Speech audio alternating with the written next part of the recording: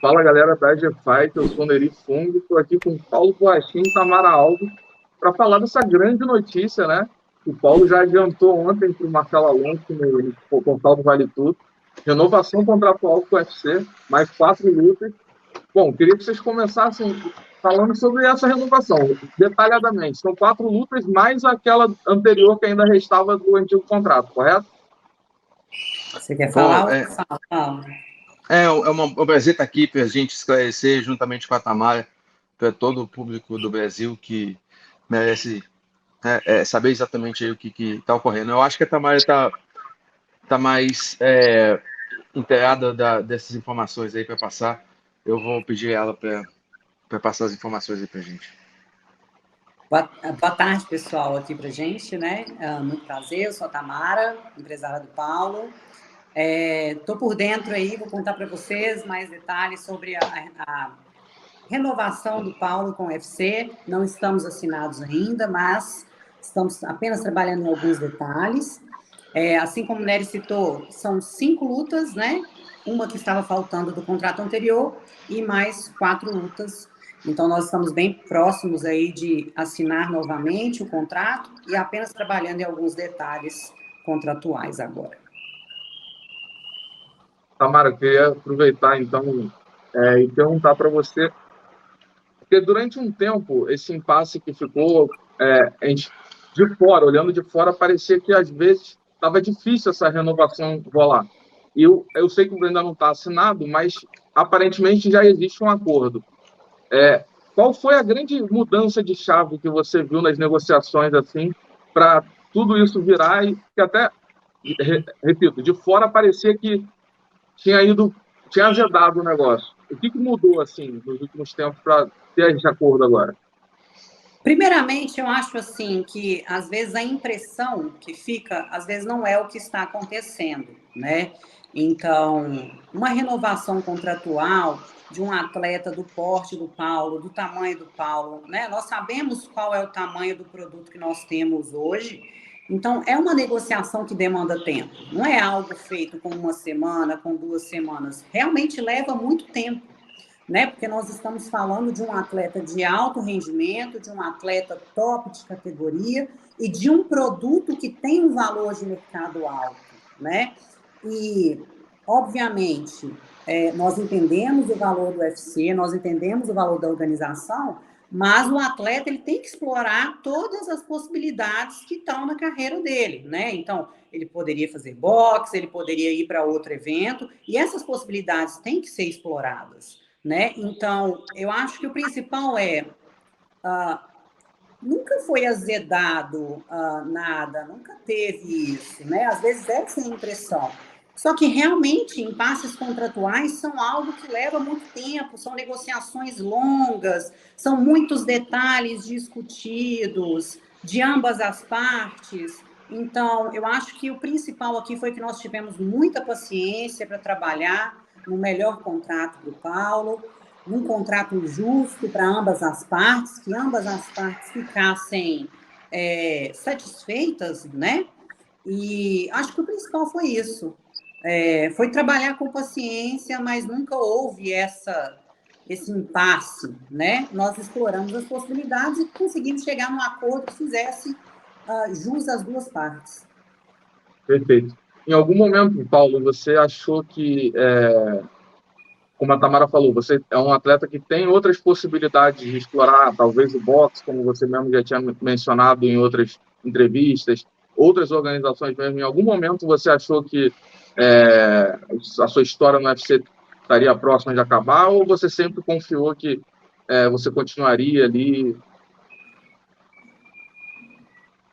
Estou te ouvindo. Já terminou a pergunta? Desculpa. Em algum momento você achou que estava mais próximo de sair do que de ficar. Basicamente é isso.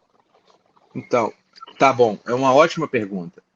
A minha sensação, a minha percepção diante de em todo momento da negociação, que foi um momento muito longo, né? Assim, a gente está conversando com a UFC aí pelo menos há 7 meses, 6, 7 meses.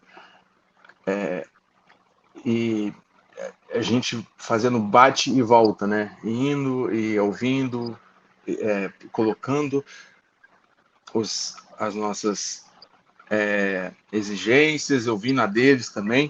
Então, foi uma negociação longa. Durante todo esse tempo, eu sempre deixei muito claro a possibilidade de atuar em outras organizações e até mesmo no box, como você citou.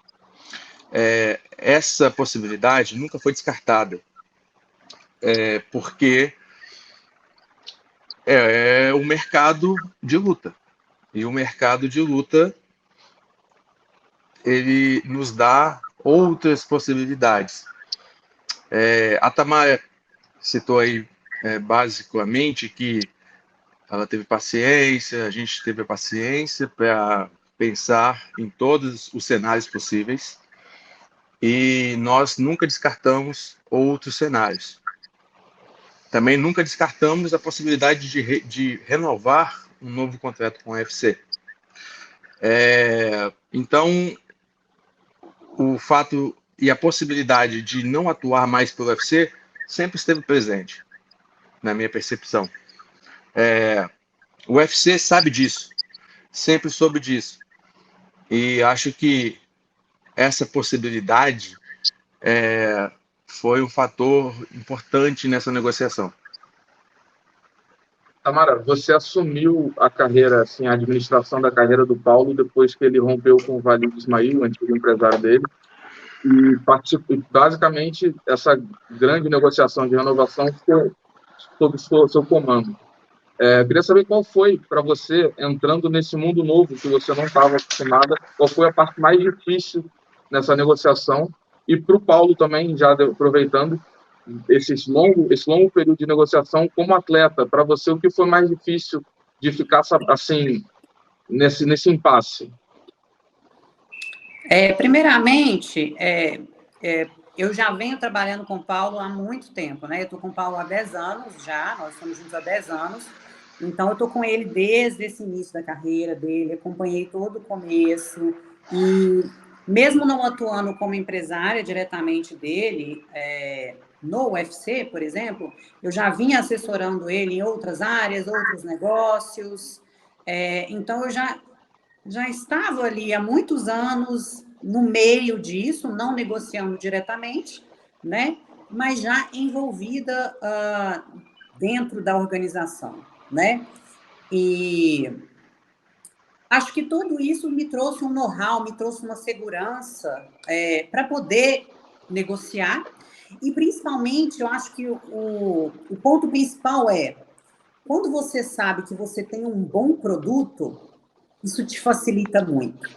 Então, nós temos uma equipe hoje conosco trabalhando, nós fomos atrás de informações, de dados, de número, tudo isso nos trouxe vantagem para colocar dentro da mesa de negociação. Então, hoje, eu tenho total conhecimento do produto que é o Paulo como atleta, como personalidade também, o que ele agrega para a organização. Eu tenho números que trazem isso, então isso te dá segurança para poder negociar, entendeu? E a partir do momento que você entende isso, você fica muito seguro e muito tranquilo para negociar.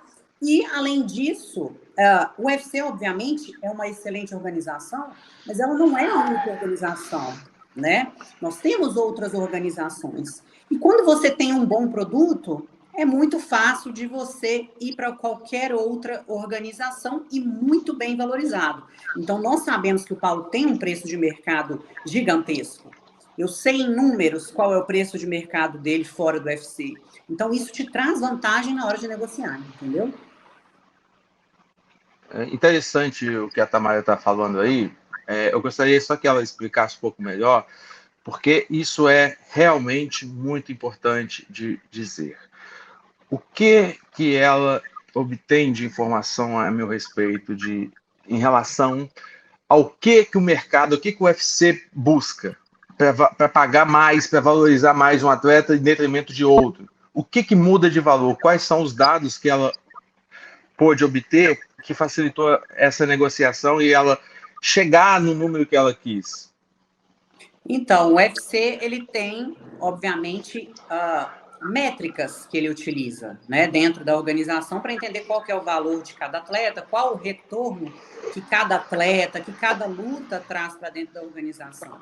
Então, nós fomos atrás de todos esses dados que o UFC utiliza para poder vender um card, por exemplo, para a ESPN, dados que o UFC mostra para patrocinadores, para poder vender o patrocínio daquele evento em si, números de redes sociais, tanto de visualizações dentro da rede social da atleta, quanto dentro da rede social do UFC. Então, todos esses dados conseguem te dar um suporte para você negociar e entender qual é o tipo de produto que você tem e quanto que aquele produto vale.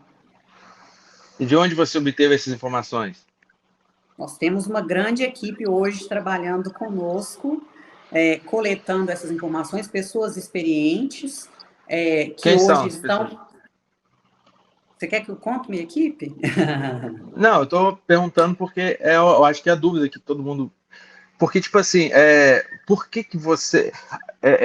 você não chegou nisso, talvez você vai chegar lá ainda, vai falar sobre isso, mas a Tamara conseguiu um feito enorme, que foi juntamente... Eu não sei, ela pode falar melhor, mas talvez com essa equipe, que foi o grande diferencial que ela tem hoje, conseguir alcançar exatamente o que a gente queria do UFC, o que é muito difícil. É muito difícil. Eu ia chegar nisso, Por favor. Eu ia chegar nisso, porque como ela mencionou ali de todas essas métricas que ela pegou, para toda essa equipe em conjunto, números, vantagens para a negociação, inclusive ia perguntar se vocês também não... eu sei que propostas oficiais não podem ser feitas para os lutadores do UFC em contrato, mas sondagens sempre existem. Então, eu queria saber também se vocês também não usaram sondagens nessa negociação. Olha, estão me oferecendo tanto. E em relação ao que você estava falando, Paulo, o grande impasse sempre foi que você deixou muito claro que você se sentia desvalorizado no seu último contrato. Você não via o valor que você merecia ganhar sendo pago por eles. E a pergunta era essa mesmo.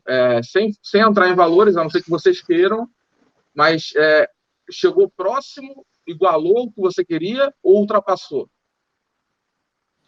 Tá, eu vou deixar para a Tamara falar, se ela quiser revelar aí o valor. Então, Nery, o Paulo ele deixou de ser um dos atletas mais desvalorizados para um dos atletas mais valorizados dentro do UFC. Eu tenho certeza, não tenho dúvida nenhuma que hoje o Paulo é o atleta brasileiro mais bem pago dentro da organização. Bom, eu não sei se você conhece algum atleta brasileiro que ganhe mais de $1 milhão por luta, porque eu desconheço, principalmente em lutas fora do título. E tem algum gatilho nesse contrato novo que, além do valor que vocês chegaram a um acordo, em disputa de título vai aumentar ainda mais? Talvez até com participação em pay-per-view? Claro, com certeza. Disputa de título é sempre uma negociação diferente. Nunca é a mesma negociação, né? Até porque, igual eu disse para você anteriormente, o produto do Paulo é um produto que o UFC sabe que vende. O pay-per-view do Paulo com a Adesanya foi a maior venda de pay-per-view dentro dos médios. Então, o UFC sabe, o UFC tem esses números. O UFC sabe qual é o número que o Paulo alcança. Então, sempre é uma negociação diferente. Agora, uma coisa que já que a gente está nesse assunto, uma coisa que eu até falei em off com você e me chama muita atenção é a forma como vocês têm explorado bem as redes sociais, a questão do Twitter, a interação com os fãs, principalmente os fãs americanos. Vocês parece que entenderam muito bem o gosto do humor e da interação que o americano e o estrangeiro em geral gosta. Isso também influenciou, foi uma estratégia também para influenciar na negociação a favor de vocês? Você quer falar, Paulo? Eu falo. Pode falar. O Twitter eu tenho que dar mérito para o Paulo, porque realmente o Twitter é uma sacada pessoal dele, mas obviamente o gerenciamento de carreira dele passa por mim, nós estamos sempre discutindo estratégias, tanto em redes sociais, como em qualquer outra área, né, em questão empresarial em si mesmo. O alcance, o atleta ele sempre tem que ter uma mentalidade que todos os públicos só têm a agregar. Então, a intenção do atleta tem que ser alcançar o maior público possível. E, obviamente, o público americano, a gente sabe que é o público que mais compra pay-per-view, né? Que é o maior público de compra de pay-per-view. Então, é um público significativo, né? É um público importante de você alcançar. Né? Obviamente, nós queremos seguir alcançando o público brasileiro, mas o público americano é algo que te traz vantagem. Isso, obviamente, trouxe vantagem de negociação. Se o Paulo fosse um atleta que não conseguisse se comunicar, vender para o público americano ou estrangeiro, asiático, obviamente, isso traria um valor menor de mercado para ele, né? Então, inclusive, o que eu quero trazer para os atletas que eu venho a gerenciar é um gerenciamento de carreira completa mesmo. Agregar valor ao produto que o atleta tem, né? Para que ele consiga explorar todas essas áreas, né? Para que ele saia só, no caso do brasileiro, né? Que ele saia somente do público brasileiro, para que ele consiga alcançar o público internacional também. Porque isso vai agregar valor para ele, como atleta, como carreira, e isso facilita na negociação.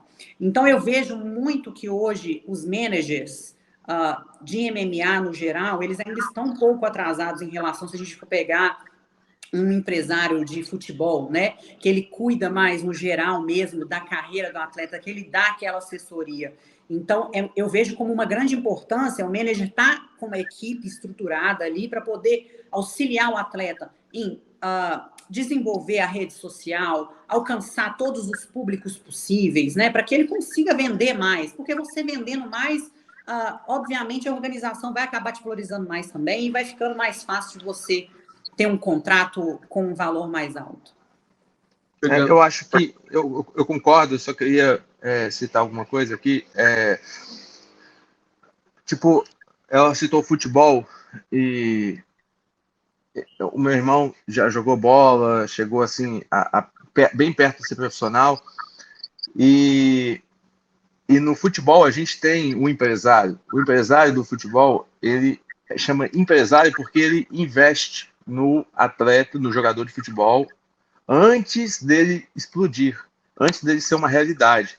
Então, existe um investimento financeiro, existe um investimento de tempo, existe um investimento de recurso em cima daquele atleta. Isso é empresariar alguém. O que a Tamara está falando é justamente fazer isso no MMA. O que a gente vê majoritariamente no MMA é simplesmente alguém que só conversa com o UFC, pergunta, e aí, o que você vai... qual vai ser a próxima luta do meu atleta? E volta e traduz do inglês para o português para o atleta, só faz a tradução, não faz, entendeu? Só conversa, só traz o que o UFC está dizendo em português para o atleta brasileiro. E isso não é ser empresário. Ser empresário é investir, é fazer igual a Tamara fez. Ela foi atrás de pessoas que pudessem agregar na minha carreira, contratou essas pessoas, ela tem um time, são basicamente todos americanos, ex-funcionários do UFC, que trabalham hoje em agências enormes nos Estados Unidos, pode citar WMI, a CAA, e essas pessoas vieram para agregar, para falar, olha, o atleta, o Paulo, já consegue alcançar isso. Então, ele tem que receber algo semelhante ao que ele traz de retorno. Entendeu? Essa foi a mudança de chave, eu acredito, maior. Primeiro que o atleta tem que vender, tem que conseguir trazer resultado para a empresa, em termos, né, de conteúdo, de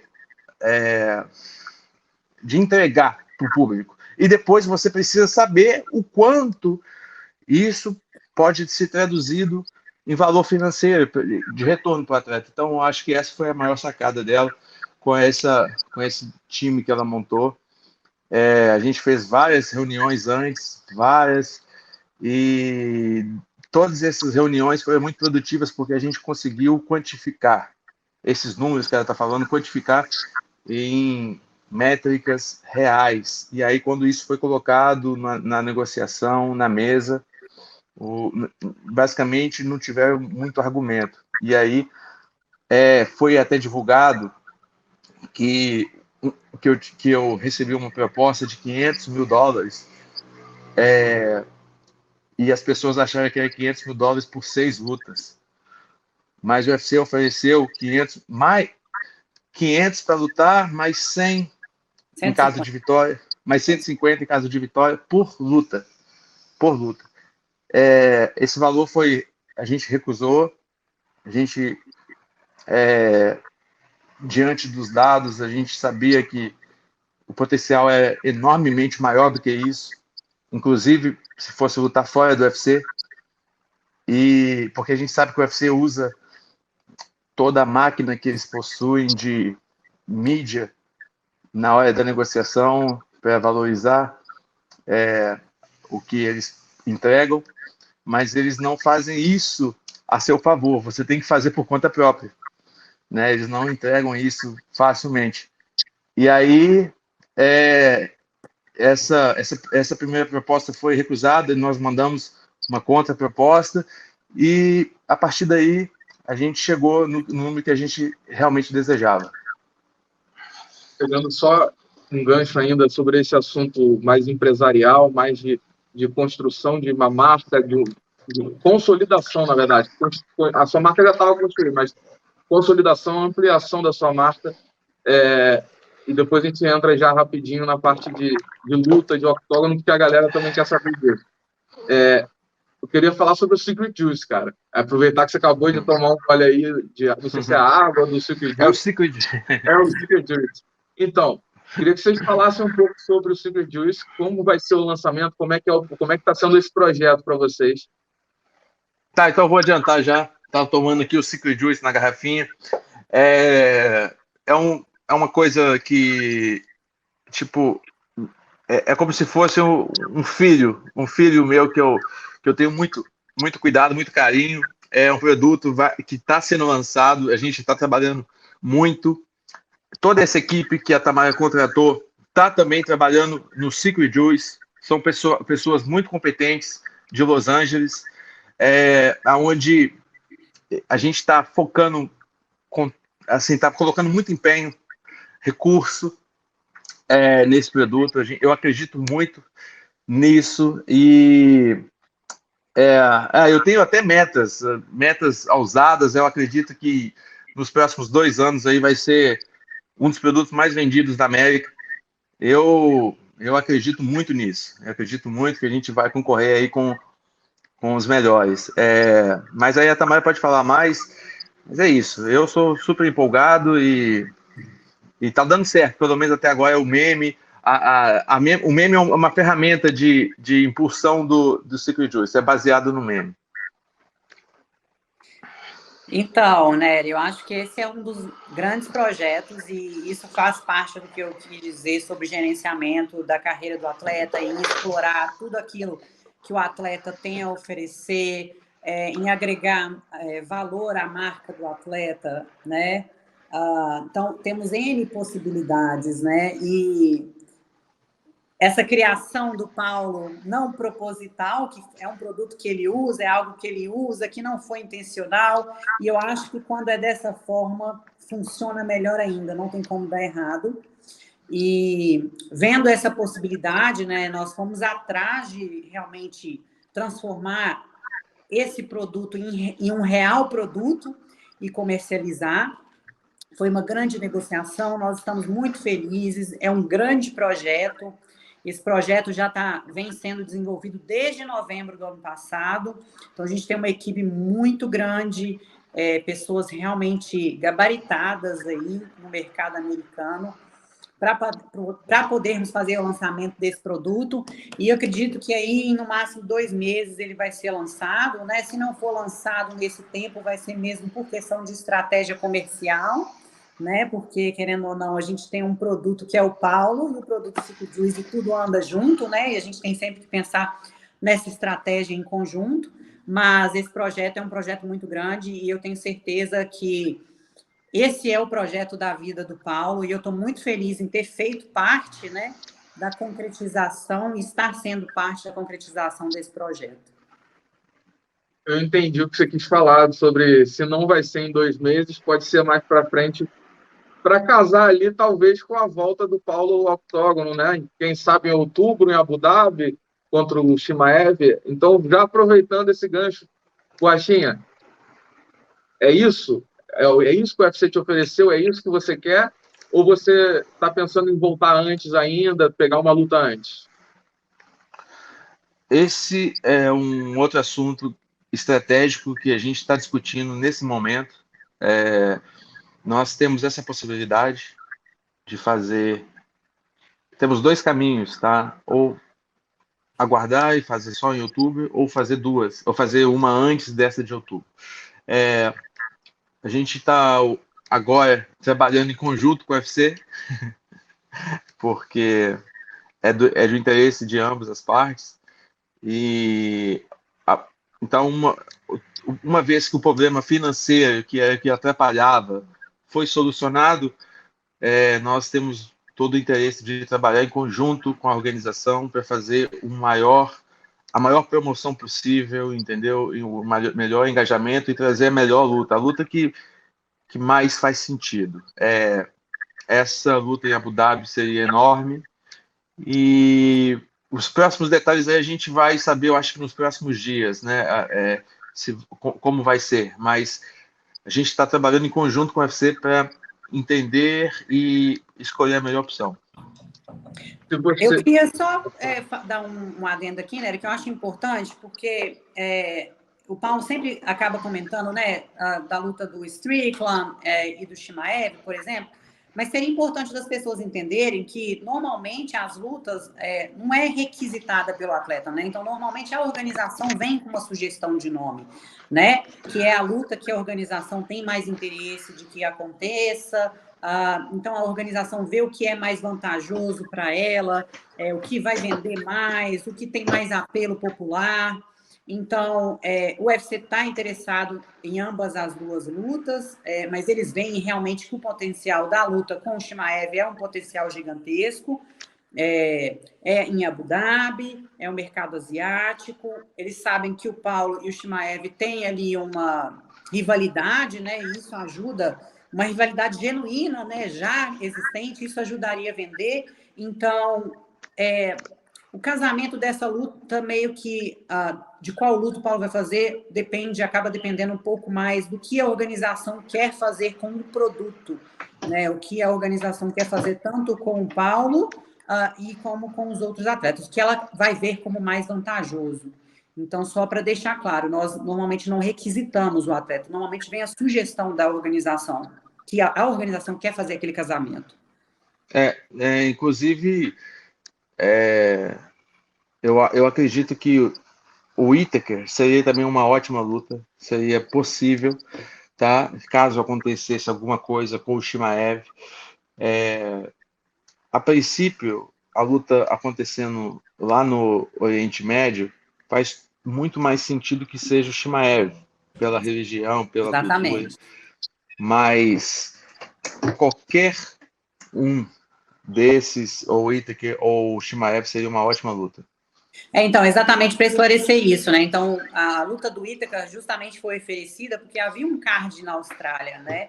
Então, o UFC entende que aquele casamento de luta seria mais benéfico. Agora, tendo um card em Abu Dhabi, então a organização tende a entender que talvez seja mais vantajoso pegar um atleta daquela região para explorar, entendeu? A imagem. Ele não é daquela região, mas ele é perto. Ele atinge aquela região, né? Ele atinge a região ali da Ásia. Pela questão da religião, então ele praticamente luta em casa, tanto ele como o pessoal lá do Khabib, do Daguestão, é a mesma religião, então eles lutam meio em casa. Então, só para ver se eu entendi, o plano principal, obviamente, é Abu Dhabi, por tudo isso que vocês já falaram, e aí seria talvez Chimaev ou o Whittaker, você estaria de boa com qualquer um dos dois. E se for a outra opção seria fazer 2 lutas, essa em Abu Dhabi, mas uma antes E essa antes seria contra o Strickland ou teria outra opção? Não tem nada definido, né, Tamara? Mas, independentemente do adversário, uma vez que a gente solucionou o problema financeiro, que é o que impedia, eu estou disposto a lutar contra qualquer um. Perfeito. Bom, eu já tomei muito tempo de vocês, queria agradecer pela disponibilidade, pela entrevista. Mas antes, eu perguntei para a Tamara, para não ser indelicado, e eu vou fazer essa pergunta para você. Vou te cobrar o que o Ariel Helwani cobrou. Lá no Ariel, você falou que ia levar ela para Paris. Tem um momento melhor do que esse agora para comemorar esse acordo do que agora levar ela para Paris? Vai rolar essa viagem? Aí, ó, Tamara, tá me impressionando mais que o Ariel Helwani. Eu vou sim, a gente vai definir uma data certinha aí, que não atrapalhe nem na luta e nem no planejamento dela, e a gente vai. Poxa, toda vez alguém me cobra. Ô, Nery, igual eu te disse antes, se eu conseguir a renovação desse contrato para esse atleta de milhões, estou fechando o contrato do Secret Juice, estou desenvolvendo uma empresa multimilionária. Se ele não casar comigo, meu amigo, não casa nunca mais. Quem está perdendo é ele, porque eu também nós vamos, tenho um produto ótimo. Com certeza. Sabemos disso. É isso, galera. Muito obrigado mesmo, Tamara, Paulo. E qualquer coisa, se vocês quiserem deixar um último recado também aí. Muita gente cobra, poxa, tem que lutar mais, você precisa lutar mais. Eu tenho todo o interesse de lutar mais vezes, tá? Antes não tinha porque me sentia muito desvalorizado e não fazia muito sentido. Agora eu tenho todo o interesse, eu estou em camp, estou treinando, já estou pronto, poderia lutar em maio, mas agora vai depender do UFC, se o UFC quer que essa luta antes aconteça ou não. Eu acho que eles estão mais pretensiosos a me deixar meio que aguardando para lutar só em outubro, mas estou pronto, gente. Tamara, quer falar Nery, muito obrigada pelo espaço, agradeço, né, por abrir esse espaço aqui para a gente, e eu tenho certeza, né, nós estamos muito felizes, tenho certeza que vocês vão aí acompanhar grandes coisas vindo do Paulo, esses grandes projetos vão se realizar, e o Paulo, como sempre, ele vai entregar ótimas lutas, e eu não tenho nem o que falar, né, ele é um grande atleta, tenho certeza que a organização está muito feliz em tê-lo lá novamente. E agora a gente tem mais do que motivos, né? Nós estamos felizes, ele se sentindo valorizado pela organização. Eu tenho certeza que ele vai entregar ainda mais do que ele já entregou aí nesses últimos anos. Você vai falar sobre o OnlyFans? Não, isso aí nós vamos deixar para depois. Tá bom. Não, vai ter OnlyFans? Tem isso também? Tá. Não sei, eu só perguntei. Agora, qual tipo de conteúdo que vai estar lá é um segredo.